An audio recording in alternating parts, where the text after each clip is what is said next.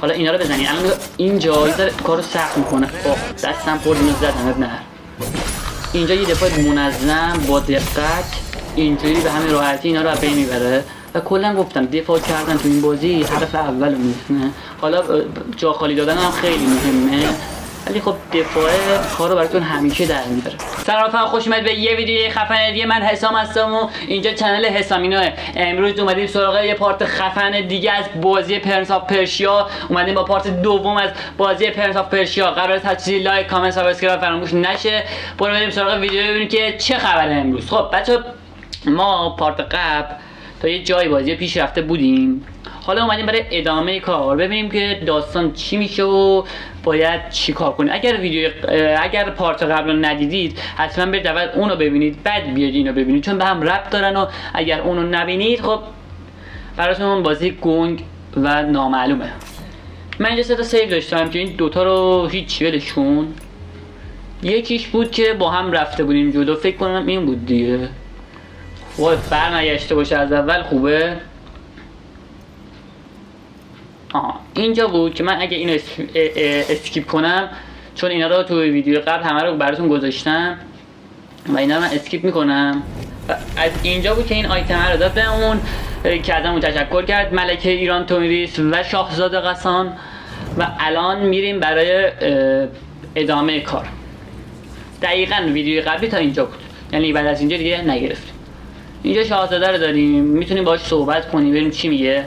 اسم تو برای سرزمین پارس امید و برای دشمنانش ترس میاره. شاید منم نخواستم شاهزاده باشم، ولی سرنوشت مقدر شده و من باید قبولش کنم. چه صحبت های رندومه که تو همه بیشتر بازی ها اینا رو داره. بهرام، انگار فقط من و تو از گارد جاویدان اینجا موندیم. احتمالاً بقیه دارن رو پشت بوم استراحت میکنن. در جنگجویی اینجا اجازه که ورود به اتاق بقیه سلطنت پشت بومن و بریم پشت بوم ببینیم که چه خبره. بهشون ملحق شو سرکار. منم به زودی میام پیشتون. حله بریم ببینیم که پشت بوم کجاست.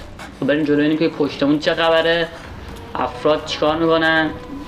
اوه تیم جاویدان داریم اینجا. شاهزاده غسان ممکنه پسر من باشه. آره دین چه حرفیه، اون ذره شبیه تا نیست. خب بریم که چی میشه الان اینجا. از مادرش گرفته، چیز دیگه نیست. آراد شما اصلا به هم دارن خوشو بش میکنن اینجا رو. این بچه بالاخره تصمیم گرفت بهمون ملحق شد. قهرمان امروز یوشوا رو زدیم. تو پارت قبل حتما ببینید، اولین باس بازی بود که زدیم و دارن در مورد اون صحبت کنن. الان داری با اشرافیت خاطی میشی نه؟ یا شمشیراتو برای فرماندار ساتراپ شدن معامله خب ببینیم که اینجا چی میشه. هر چقدر میخواین بخندین، کی امشب یه سردار کشت ها؟ داره کوری میخونه اینجا.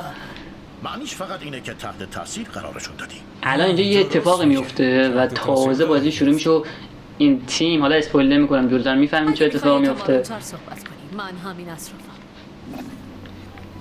این نیت گفت بیاد جلوتر حرف بزنیم. من البته با اینا یه صحبتی کنم. بهرام هنوز با تو بود؟ آره هنوز تو اتاق تخت تو سلطنتی. تخت سلطنتیه. بفرما، لابد رو دستمازمون رو تحویل میدی. چه دستمزدی؟ آرتبان یه خروار دستماز میگیره. دارم صدا تا میشنوم منالیاس. آرتابان کو؟ ایناش بد نبود بچه، چطوری؟ بد نبود. منظور چیه که بد نبود؟ کارتو ادامه بده، اون وقت شاید بتونی روزی با چالشی واقعی مثل حالا من جلوتر با همه اینا کار داریم. تمام افراد گارد جاویدان. جمعیت ضایع بشی. حالا جلوتر میفهمیم که چه اتفاقی میفته. خیال پردازی کن بچه، برو نیتو ببین، منتظرته. بریم چه چی میگه. حرف خصوصی داره؟ حالا که معروف شدی ما رو یادت میمونه. نه. دارم سعی میکنم متواضع بمونم. و بفهمم انتها این شمشیرم چیه. این شمشیرم چیه؟ آه به نظر میاد جناحی تا ذهن تو درگیر کرد. بله یه جورایی.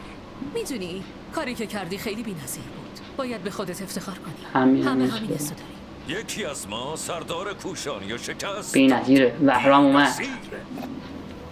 اومد. و تو افتخار شیر سفیدی. از دست شما سربازای گارد جاویدان. تو طالع شما همیشه عظمت بوده.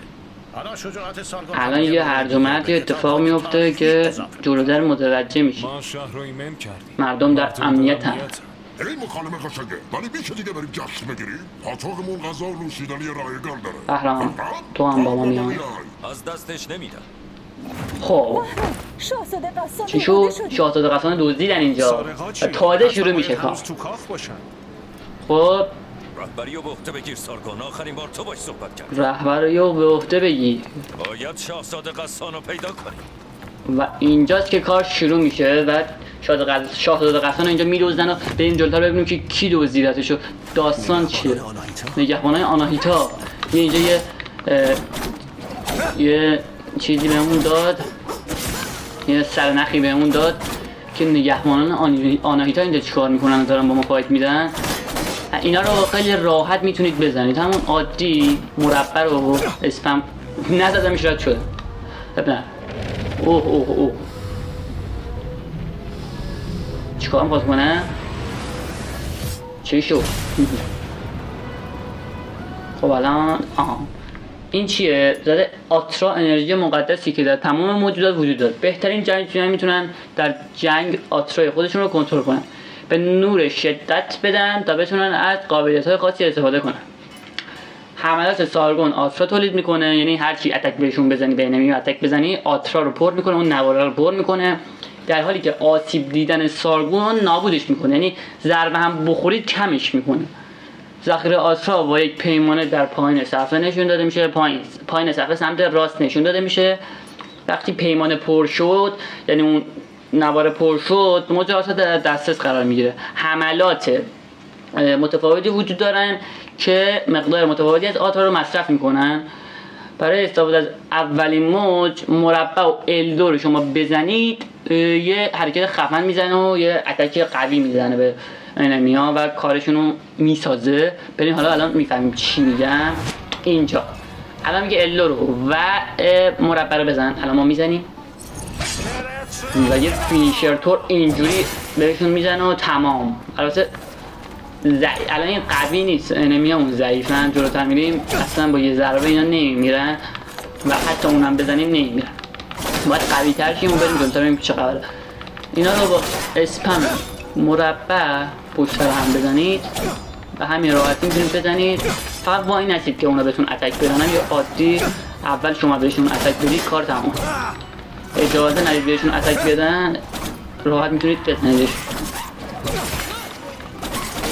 کاری ندارن اصلا اینا. حالا آترا اینجا پر میشه، ما استفادهش میکنیم، L2 مربع رو میزنیم و اینجوری اینجا ببینیم چی میشه. خب بزن بمیر شاید یاد شدن یو بمیر دیگه. خب اینجا اینا رو اگر بتونیم بزنیم و تمومشون کنیم میریم برای ادامه کار، ببینیم که ادامه کار چه بریم. رفتیم آناهیتا چی شد؟ قسان اینجا گرفته. آناهیتا اینجا چه خبره؟ اینجا چه خبر شده؟ قصد کشتن تو نداشتم سارگون. اوه خیانت. از سر رام برو کنار. چی شد اینجا؟ اوه فایته؟ با چیکار کنه آناهیتا؟ شاید دومی باز باشه، شاید. البته آناهیتا رو ما انقدر زود نمیتونیم از بین ببریمشو، جلوتر باش کار تو داریم. هنوز بچه‌ای. و اینجا قسان رو میدوزه و میبرتش و ما هم نمیتونیم دنبالش بریم و قسان رو نجات بدیم و اینجاست که کار سخت میشه و تازه داستان شروع میشه. حالا پشتش نگاه کنید که چه باسی ظاهر میشه. الان اون چیزی که زد آناهیتا این باس رو داد بیرون و وای که چه باسی هم هست. قراره که با این باس فایت بدیم. اصلا قیافش و اون ابهتش نترسید، راحت ترین باس بازی. البته اینجا اگه خودم بتونم بزنمش، البته باس هم نیست، اینا مینی باس هم. ببین شما با جا خالی دادن داده حملات غیر قابل دفع رو R2 بزنی جواب نمیده و بعد جا خالی L2 بزنی جواب نمیده، یعنی دفاع کنی جواب نمیده و باید جا خالیشون بدی. ببینید خودش داره میگه با جا خالی بازی کنید. یعنی چی؟ یعنی که با جا خالی بهترین بازی رو میتونی انجام بدی. هر دفاع هر حمله حریفو میتونی با جا خالی این شکلی جا خالیش بدید و به همین راحتی اوی اوی اوی اینو نباید میخوردم، پریدم یه لحظه. خب میدونید با جا خالی دادنه که راحت شما میتونید یه باسو بزنید. خیلی تو این باسا گیر میکنن. آترام اون سمت راست پر شده، میتونید ازش استفاده کنید با زدن دکمه L2. حالا اینجا رو نگاه کنید، آترا رو استفاده میکنید، یه دمیج قوی بهش میده. خیلی باس راحتی. اصلا دیدید که من فقط یه دمیج خوردم ازش، اونم اشتباه خودم بود و به همین راحتی این باس رو میزنیم. بریم ببینیم که جلوتر چی میشه.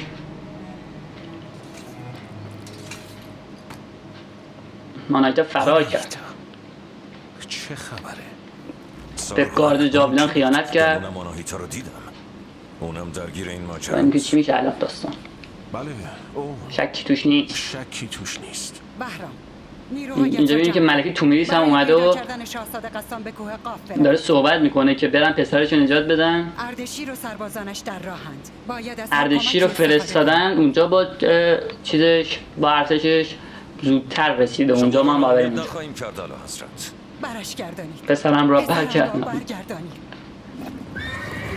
الان اینا همه با هم جمع شدن برن به کوه قاف برای نجات شاهزاده قسان هر چی یادا.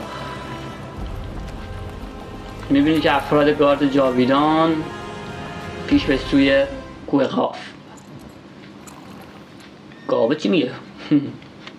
خب اینجا تازه بازی شروع میشه. فایتر بازی اینجاست.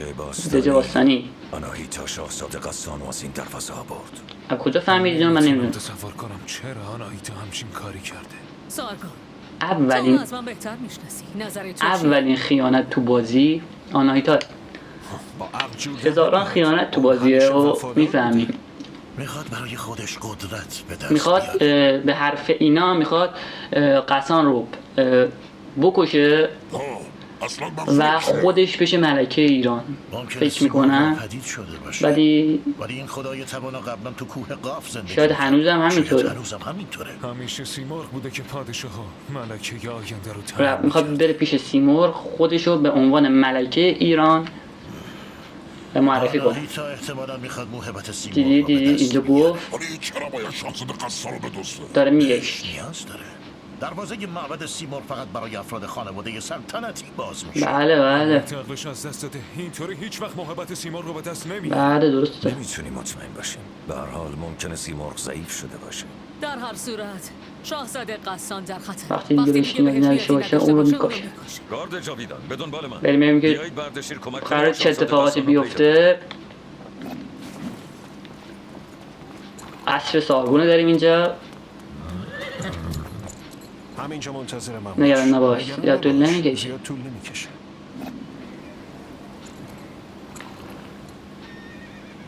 خب بریم هدف اصلی گم شده در کوه قاف. بریم که چه خبره تو این بازی. از اینجا دیگه آثار باستانی ایران رو میبینیم، چیزایی که مربوط به ایرانه، کاخهایی که مربوط به ایرانه همه رو میبینیم. جاده سلطنتی قدیمی آرتابان، این کوه ها. قبلا اینجا اومدی؟ نه اما دربارش این مکان زمانی محل کاخ داریوش بوده. اسم داریوش هم که آوردن اینجا و داره در مورد همه چی ایران توضیح میده. اینجا بله بله محل استراحت دژ بزرگ حکمت بوده. افتخار تمام پارسیان. پس کوه قاف خیلی مهمه بعدش چی شد؟ هیچ کس زنده نموند تا داستان و حالا فکر کن شاهزاده قسان در گیر این ماجرا شد. درگیر این ماجرا شده. هیچ کس نمیدونه چی در انتظار. اگر ویدیو خوشتون اومد حتما لایک، کامنت، سابسکرایب فراموش نشه. منتظر ویدیوهای بعدی باشید. اگر پارت های قبلی این بازی رو ندیدید، پارت یکشون ندیدید، حتما برید اون رو ببینید. بعد بگین رو ببینید تا از همه چی داستان با خبر شید و توی داستان جا نمونید یا گم نباشید. در این جلوتر ببینیم که چه خبره. این شیرای تخت جمشید داریم اینجا، خیلی زیبا بازسازی شده. بریم جلوتر، بریم بالای، بریم مستقیم. یه مستقیم یه راه داره بالا که اصلا نمیتونیم بریم، میبینیم نمیرسه و جلوتر چیزایی به ما میده که میتونیم برسونیم خودمون رو به اینجا. خب میبینیم اینجا که یه سری اشیا روی هوا، یه سری مجسمه مثل این که رو هوا و معلق رو هوا مونده. بریم این که داستان این معلق بودن چیه و چرا اینجوری شدن اینا. میگه که شبیه مجسمه. این افسونگری چیه؟ من یه جنگجو نه، یک پیشگو. منجمد در حین سقوطش. انگار که زمان متوقف شده. یعنی داستان این معلق بودن زمانه و معلق بودن زمانه. معلق چیه؟ توقف زمانه و باید زمان رو مثل اینکه کاری کنیم که اینا رو درست. شهر پایین دستی پایین راه داره. ما حالا مستقیم رو فعلا میریم. اینم میتونیم بگیریم؟ نه، بریم البته پایین رو اول بریم ببینیم پایین چه خبره. اگه بتونیم بریم پایین که تونستیم. خب یه گنج اینجا داریم که اصلا نمیرسیم به هیچ جوره. برش میکنیم فعلا. بعدا برمیگردیم سراغ اینا. این ورم که کاملا در بسته. پس فعلا میریم همون بالا راه اصلی رو پیش میگیریم. بریم جلو ببینیم که راه اصلی چه خبره. اینا نماد ایران بود. این دوتا چیه بابا خدایا؟ این دوتایی که اینجا بریم جلو. خب ببینیم که الان چه خبره. یه صداهای اومد نمیشه. بریم جلو. هوشیار باشین. آو. شاهزاده قصان خیلی دور نشده. یه چیزی اینجا درست نیست. ما باید با احتیاط پیش بریم. البته منولیاس میتونی مثل جونوری موزی که ترسید از بین سایه ها حرکت کنی. جدی میگم آرا. دارن همدیگه رو مسخره میکنن. عجیبی هست. منم میتونم حسش یه اتفاقی داره میفته. واسه فهمیدنش هست. پس بریم. ببینیم که چی میشه الان. درو باز میکنن و بازی شروع میشه. اوه چه خبره. کاخ داریوشو داریم اینجا.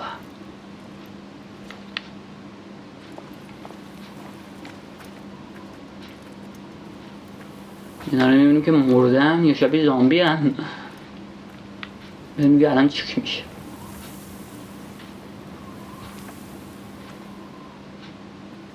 بهرام این آزاده، یکی از نیروهای اردشی. اسمش آزاده. یکی از نیروهای اردشیره. و چه اتفاقی افتاده؟ یعنی که نیروهای اردشیر این بلا به سرشون اومده. به نظر میاد خیلی وقته که مرده. چطور ممکنه؟ اونا فقط کمی از ما جلوتر بودن. یعنی که خبرهای خوبی نداریم اینجا و تله بود مثل اینکه. ما ببینیم که چی میشه الان. درو بس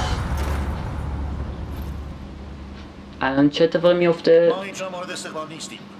همرم در گیر. ما شاهزاده و آناهیتا رو پیدا میکنیم. بله از هم جدا شدن و این خیلی کار رو بد کرد. ما با هم جایی نمی‌ریم. تو فقط جلوی دست و پای منو میگیری. تو این قضیه تنهایی. نباید تیم از هم جدا میشد ولی این اتفاق افتاد و حالا سر همین جدا شدن اتفاقای بدی میفته. خب میبینی که اینا تبدیل به زامبی میشن. از جاشون پا میشن. خب بله باید با اینا فایده. اینا یه ذره قوی تر از قبلیان و نینجاهان و یکم بد قلق ترن. سخت‌تر میشه زدشون. ولی خب بازم با همون اسپم مربع به همین راحتی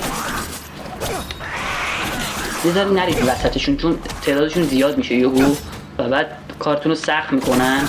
همین عادی یکی بگیرید سمتشون رو بزن. اینو باید دفاع کنید. اون ضربه که بهتون گفتن تو پارتای قبلی دفاع کنید به همین راحتی زدن میشه. دفاع چی میگن دقیق منظم باشه با ضربه اون که میزنه باید همزمان باشه تا دفاع درست انجام شه وگرنه نمیتونید درست دفاع کنید. اول بریم پایین ببینیم که چه خبره بعد دوباره میایم بالا. خب اینجا یه در داریم که اصلا باز نمیشه. دوباره برمیگردیم بالا ببینیم که بالا چه خبره. خب اگه نمیدونید که اینا هم چجوری رد میشه با یه دونه آردو اینجوری رد میشه. حالا اینا رو بزنید. الان اینجا یه ذره کارو سخت میکنه. خب دستم خورد اینو زدم. نه اینجا یه دفاع منظم با دقت اینجوری به همین راحتی اینا رو از بین میبره و کلا گفتم دفاع کردن تو این بازی حرف اول میزنه. حالا جا خالی دادن هم خیلی مهمه ولی خب دفاع کارو براتون همیشه در میبره. جا خالی ریسک داره بعضی وقتا. نگاه الان این دفاعی که انجام شه درست به همین راحتی همشون رو میزنیم بدون که یه دمیجی بخورید. ولی این نتونید دفاع کنید یه دمیج بد میخورید و حالا بیا درستش کن. بریم جلوتر. به این آبی‌ها که فعلا نمیرسیم اصلا. پس ولی دیواری میرسیم، بپریم رو دیوار باید بریم و بعد میریم اینجا. به همین حالت اگه میخواد پرش بلندتر انجام بدید زبدر رو نگه دارید. الان نگاه کنید من یه دونه زبدر میزنم ول میکنم اینجوری میپره، ولی حالا زبدر رو نگه دارم میبینید جامپش بیشتر میشه و تو این پرش ها میتونه کمکتون کنه. شما یه دونه زبدر بزنید انقدر میپره، ولی نگه میداری میبینید فرقش کاملا مشخصه. الان زبدر نگه بدارید چیه بعد بیا اینجا به همین راحتی به پایین. خب اول ما عقبا رو میریم بعد میایم جلو، عقب‌تر یعنی میریم بعد میایم جلو رو میچا همه چی رو ببینیم و قلم نندازیم. سیمرغ تمام کلید تمام حقایق در دست پرنده خرد سیمرغ، اون نگهبان زمان و سرنوشت و همه چیز در تعادل نگه میداره، همه چیز رو در تعادل نگه میداره. قدرت بی‌نهایت در پرهای اون وجود داره. پرواز پرواز پاسداشت او صلح و رفاه رو برای پارس به ارمغان میاره. کسانی که خوششانس هستن و زیر سایه اون قرار میگیرن تا ابد در برابر نیروهای شیطانی ازشون محافظت میشه و خیلی مهمه این دیگه. و مصیبت به سر هر کسی که بخواد به اون آسیب بزنه نازل میشه. باشد که شاعر از شکوههای اون شاعران از شکوههای اون بخونن، باشد که فلاسفه چرا اشتباه نوشته فلسفه در مورد تعالیم اون تعمق کنن، باشد که جنگجویان خرد اون رو به دست بیارن. این سری چطور گفت مهم نیست زیاد. خب این بر چی میگه؟ بیا این وره یا از این ور اومدیم گیج شدم. از این ور اومدیم دیگه، این پله بسته بود اون موقع، الان اومدیم از اون ور بک پشت باز کردیم و الان برگشتیم. بریم جلوتر چه خبره؟ خیلی حرف میزنم مثل اینکه بالای این کریستالا خیلی به درد میخوره. جلوتر میتونید باش آیتمای خفن بخرید، آپگرید کنید شمشیراتون رو و در کل خیلی به درد میخوره و حتما چه بگیرید همین کریستالا رو. و اینکه هر بار مردن مثل بازی‌های سولز که پولشون کم میشه این همون اتفاق براش میفته. یه جا خالی میکشش با جا خالی میشه زدشون به همین راحتی. اینو بعد دفاع میکردم حواسم نبود. این یه دونه از جونم رفت کلا سمت چپ بالا رو ببینید کلا یه خط از جونم کم شد و خیلی بده دیگه. بعد الان اون گرده رو بخورم تا دوباره جونم پر شه. این تیرکمونی ها اذیت میکنن. سریع بیاید بالا اینا رو بزنید اول به همین راحتی. کریستالاشو بگیرید بعد بیاید پایینی اینجوری. وای اینا رو نباید بخورم که میخورم. این ضربه که دیدید زدم خوشو کوبون زمین. وقتی بپرید بالا مربع رو و شوک آنالوگ سمت چپ رو به سمت پایین بگیرید به همین راحتی نگاه کنید ضربه به همین راحتی ضربه روی نمیزنه. حالا شانس ما به همین راحتی ضربه رو به پایین نمیزنه. دوست نداره بزنه دیگه شو کاملش. خب بریم جلوتر. الان یه دونه هلینگورد میتونم مصرف کنم. هلینگورد چیه؟ مگه سولز دارم بازی؟ آقا یه دونه معجونای شفا بخش میتونم استفاده کنم. حواستون باشه تیرای این تیرکمون عوضی بهتون نخوره. بالا هم فعلا نمیتونیم بدیم. همون راه خودمون رو میریم ببینیم که جلوتر قراره چه بلایی سرمون بیاد. خب بسم الله الرحمن الرحیم. بیا اینجا عوضی. اینا کلا اون چیزه زرده بالا سرشون میاد خیلی وقتا و کارش هم فقط با دفاع کردن دقیق مثل الان به همین راحتی میزنیمش. ای بی شرف اون بالاییه. سریع به این تیرکمونیا برسید که من نرسیدم و بزنیدش. خیلی عوضیان این کریستالا. بعضیش توش اون خط جونم پر میکنه. چیزایی توش داره که خط جونه رو هم پر میکنه براتون و اینم نکته‌ای بود که جالب بود و بعد میگفتم. بریم پایین یا بریم مستقیم که بسته اصلا فکر کنم. حالا دیگه مستقیم بسته است و بریم همون به سمت پایین. خب یه نوشته دیگه اینجا داریم حفاظت از سیمرغ عدالت و میزان همه چیزه. از دشت‌های فارس تا دره نیل سایه محافظ پرواز باشکوه اون گرمای میترا رو تسکین میده. حالا میترا چیه جلوتر میفهمیم. خوشهای گندم جو ایگیولوپس و گندم تکدانه بدون خشک شدن میرسن. ایگیولوپس چیه؟ برداشت ها رونق دارن و مردم رو تغذیه میکنن. حفاظت سیمرغ میگه که این کارا رو انجام میده تا موقعی که بالهای اون به آسمان پارس زینت میبخشه، سعادت و خوشبختی حکمان خواهد بود. میگه از سیمرغ حفاظت کنید که به خاطر اینکه مردم رو به رونق میرسونه، همه چی خوبه خلاصه. و حرفش اینه که حالا بریم جلوتر بریم تو اینجا چی کار میکنی؟ یه بچه این مکان برای یه بچه خیلی خطرناکه. نگران من نباش. تو پسرت هر کسی میشناسه. قدم به قدمشو بلدم. حتی جاهایی میرم که بقیه نمیتونن. بله. همه موجودات صحبت و بحث کردن. بله. همه درختای اینجا رو میشناسن. مثل این یکی؟ همشون مثل اینه؟ همشون مثل اینه؟ این درختها خاصن. یه لحظه من گوشیم زنگ خورد. یه لحظه استاپش کنم. یه لحظه گوشی زنگ خورد، نمیتونستم واقعا قطعش کنم، باید جواب میدادم.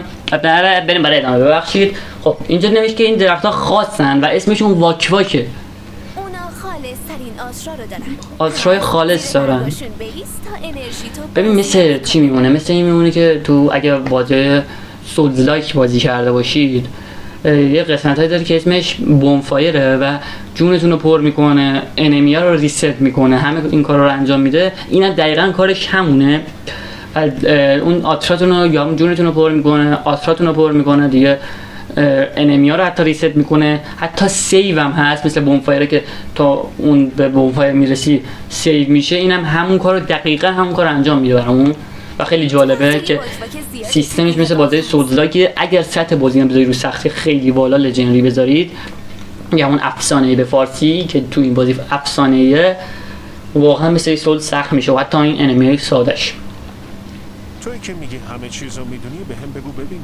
ما دنبال خودمون هستیم. شاهزاده ما توسط آنا اسمش می‌خواست بگه، آنایتا رو می‌خواست بگه که نگفت. همچین کسی رو دیدی؟ یه شاهزاده؟ خیلی وقته که شاهزاده ای. من فقط تو رو دیدم. من فقط تو رو دیدم. بریم که ببینیم چی میشه الان. فکر کنم من یه ذره پایینم خودم. ببخشید حالا این ویدیو رو. پس نیاز به یه چشم سرگردان. خواهی دوست رو تو کوه قاف گم کردی، یه چشم سرگردان. حالا چشم سرگردان چیه؟ مپ بازیه. الان به اون مپ بازی رو میده و تازه میبینیم که چقدر بازی گسترده است. یه چیز خیلی نادر و قدیمی. نه اون نقشه بازی میشه دیگه. چشم سرگردان. این چشم شیشه‌ای جادویی به حامل قابلیت پیدا کردن مسیرهای توی کوه قاف رو میده. چی خوندم؟ چرت و پرت گفتم. زود باش. خب بریم ببینیم که چیه. برای دیدن نقشه کوه قاف دکمه این تاچ پدشه چیه؟ این. اگه نمیدونید اینه که ایدانو میزنی این میاد بالا. خب این مپ بازیه. یه مپ بزرگی هم داره، حتی از بازی خیلی بزرگ مثل ریدد و جی تی آی و اینا حتی فکر می‌کنم بزرگتر هم باشه. و جالبیش همینه، میبینید که اینا نگاه، من دارم میرم بالا همینجوری تا اینجا، این تش از همین جاها تقریبا تا این مستقیم به این حالت که میام همچنان همینجوری مپ بازی لود میشه و جلوتر همه اینا باز میشه. نگاه کنید تمام اینا این همه مپ به این بزرگی باز میشه و ما تازه اینجاییم. تازه اینقدر از بازی رو با کردیم، اینقدر بازی رو با کردیم و تازه اینجا اینا تمام همش باز میشه و من باز کردم و دیدم اینا رو همه رو و هر جاش هم یه سبکه و خیلی سبکش متفاوت و جالبه. هر تیکه از بازی یه بخش، یه نوع انمی رو داره، یه نوع فایت رو داره، یه نوع چی میگن، یه نوع همه چی رو داره. خب ببینیم که الان یه چیزایی هم بهمون میده، حالا جلوتر بهتون میگم. اینا تکه‌های خاطر بهش اجازه میده تو کوه قاف ثبت تصویر انجام بدی، یعنی عکس برداری کنی.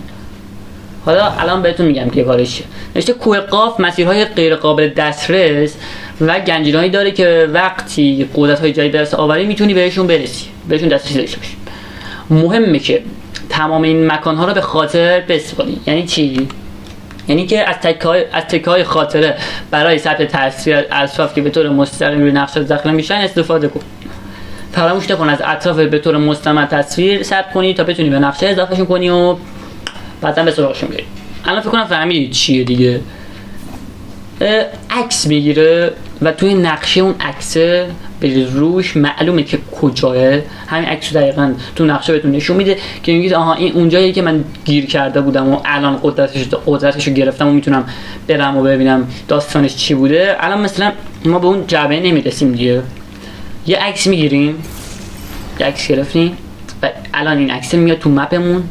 عکس هم با این چیزا این 4 تا هست پایینی، عکس رو میگیره اگه مشخص باشه تو تصویر و این چشما اینه میره روش، این عکس رو بهتون نشون میده و میفهمید که آره اینجا همون جایی که من نشون کرده بودم.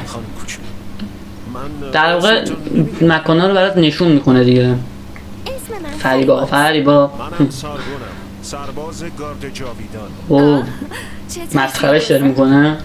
سارگان مطمئن تو کوه قاف همدیگه رو میبینیم. وقتی بتونم یافته‌هام رو با در میون بذارم، ولی برای اینکه الان دیگه اینجا کریستالا مهم میشه و باید برای خرید نقشه جلوتر به این پول بدیم تا نقشه رو برامون باز کنه. یعنی باید همیشه بیایم از این حالا جلوتر جای دیگه میاد خودش، باید بهش کریستال بدیم تا بهمون نقشه اضافه بده و مکان‌های توی نقشه بزرگی رو برامون باز کنه که کریستال زیادی هم نمیخواد، با 50 تا کریستال راحت میتونید ازش بگیرید. کریستالای زمان؟ به کوه قاف خوش اومدید. در اینجا برای ما باز میکنه و داستان از اینجا تازه میخواد استارت کنه. آقا مرسی که این ویدیو رو دیدید، تا اینجا به نظرم کافیه. حتما منتظر پارت بعد باشید. فکر میکنم سه شنبه هفته بعد پارت بعدش آپلود میشه ساعت 6 تا 8 شب. این ویدیو رو من همه ویدیومو دیگه ساعتشو تغییر دادم به ساعت 6 تا 8. 9 تا 11 صبح بود که اصلا تایمش خوب نبود و ویو خیلی بد میشد، ولی الان تایم رو عوض کردیم به ساعت 6 تا 8 شب.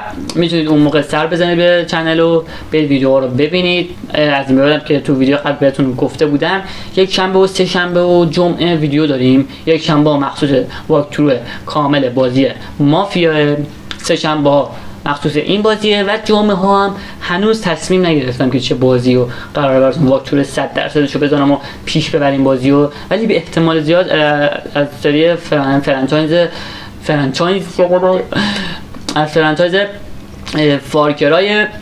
فارکرای 3 فکر میکنم میخوام از 3 شروع کنم 4 5 6 بازی کنیم و واکتوراشو ببریم براتون جلو. فکر میکنم البته 100% نیست، 2-3 تا بازی دیگه تو سرم نگه داشتم، تو فکرم دارم که ببینیم چی میشه دیگه. همین تا ویدیو بعدی فعلا خداحافظ. البته سابسکرایب فراموش نشه، لایک، کامنت، یه کامنت انگلیسی خبرم برام اگه تونستید بذارید. همین دیگه. اگه ویدیو خوشتون اومد لایک کنید، سابسکرایب کنید.